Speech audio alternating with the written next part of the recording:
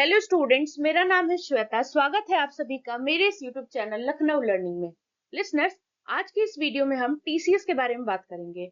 अब आप सोच रहे होंगे कि टीसीएस क्या होता है, तो इसके बारे में बता दूं। टैक्स कलेक्टेड एट सोर्स, जो कि मैंने ये जो टॉपिक है indirect tax law and account से लिया हुआ है। सो लिसनर्स, आई होप आपको ये टॉपिक बहुत अच्छे से क्लियर हो जाए इस वीडियो के माध्यम से। अब आइए जानते हैं कि टीसीएस आखिर होता क्या है। टीसीएस, टीडीएस आपने नाम सुना होगा, तो टीडीएस में नेक्स्ट वीडियो में आपको बताऊंगी।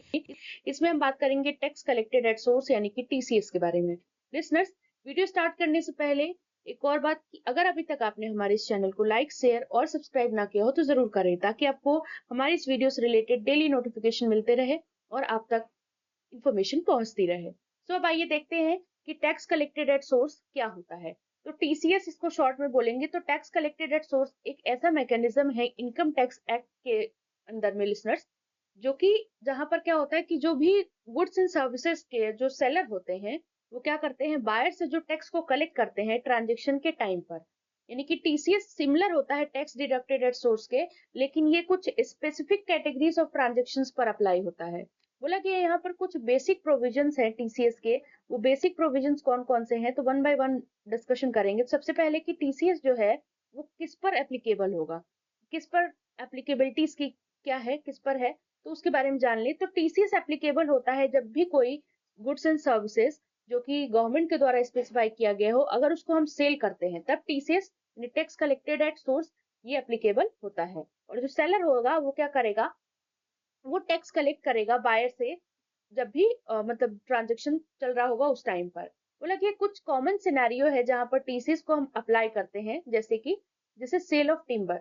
अगर इसकी सेल हो तो टीसीएस एप्लीकेबल होता है। अगर टिम्बर की सेल हो रही है, जो भी ट्रीज को काट करके हम ऑब्टेन कर रहे हैं, तो उस पर वहां पर हम क्या करेंगे, कलेक्ट करेंगे, यानी सेलर कलेक्ट करेगा।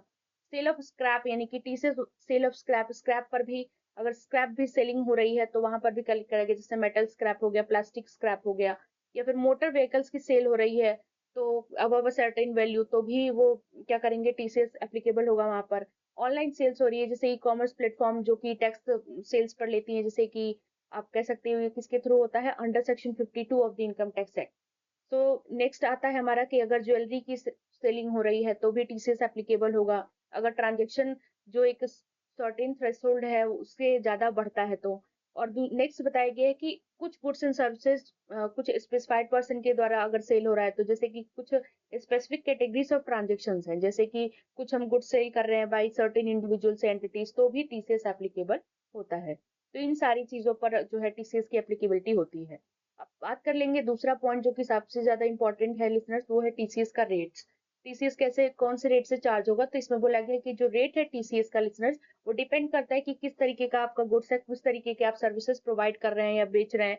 जो भी मतलब गुड्स बेच रहे हैं या सर्विसेज प्रोवाइड कर रहे हैं, जो कि गवर्नमेंट के द्वारा डिफाइन किया गया है। एग्जाम्पल के तौर पर जो टीसीएस रेट है, अगर हम कुछ सर्टेन स्पेसिफाइड गुड्स हैं अगर उनको सेल करते हैं, तो उनका रेंज कैसे जा सकता है, 0.1% टू 5%, और उससे ज्यादा जा सकता है। डिपेंड करता है कि किस तरीके के ट्रांजेक्शन हो रहे हैं और बायर कैसा है। नेक्स्ट आता है कि टीसीएस कलेक्शन प्रोसेस, यानी कि टीसीएस कलेक्शन प्रोसेस, यानी कि इसमें जो कलेक्शन प्रोसेस होता है वो कैसे होगा। तो पहले तो जो सेलर होता है लिसनर्स, इसमें वो टीसीएस ट्रांजेक्शन के टाइम पर ही कलेक्ट कर लेगा, मतलब टैक्स को कलेक्ट कर लेगा। फिर जो बायर होगा उस अमाउंट को पे करेगा टीसीएस को मिला करके, और जो सेलर होगा उस चीज अमाउंट को क्या करेगा, डिपॉजिट कर देगा जो कलेक्टेड टीसीएस है इनकम टैक्स डिपार्टमेंट में बाय द ड्यू डेट्स, यानी ड्यू डेट्स के पहले ही, जैसे जब भी ड्यू डेट आती है तब हम उससे पहले ही कर देते हैं वैसे तो, या ड्यू डेट तक कर देते हैं। After which the buyer can claim the amount, उसके बाद क्या कर सकता है, बायर जो है उस अमाउंट को क्लेम कर सकता है as a credit against their own tax liability. फिर आता है लिसनर्स हमारा next point, TCS return filing. अब भाई रिटर्न फाइलिंग भी तो करेंगे आप, तो टीसीएस रिटर्न जो होता है वो सेलर के द्वारा फाइल किया जाएगा, यानी जो कलेक्टर होता है जो कलेक्ट करता है टीसीएस, उसके द्वारा फाइल किया जाएगा। और जो रिटर्न होगा वो क्वार्टरली फाइल होगा। जो रिटर्न होगा वो उसकी मतलब इसमें डिटेल्स होंगी, TCS collected during the period, मतलब कब कलेक्ट हुआ। और ये जो रिटर्न है उसको फिल करना पड़ेगा इनकम टैक्स डिपार्टमेंट के उसमें, जो कौन सा फॉर्म यूज करके, 27 EQ फॉर्म यूज करके। अब लास्ट पॉइंट इसमें हम डिस्कशन करेंगे जो कि है हमारा टीसीएस सर्टिफिकेट।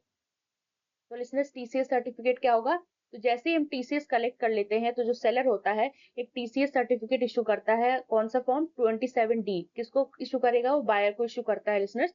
तो ये जो सर्टिफिकेट होता है एक प्रूफ के तौर पे होता है कि टैक्स कलेक्ट किया गया है, और बायर क्लेम कर सकता है अपने मतलब ओन टैक्स जो भी पेबल हो उसने किया है, जो भी टैक्स पे किया है उस पे credit against their own tax payable वो क्या कर सकता है, क्लेम कर सकता है। सो लिसनर्स, आई होप आपको ये सारी चीजें क्लियर हो गई होंगी। वीडियो अच्छा लगे, do like, share and subscribe, and thanks for watching.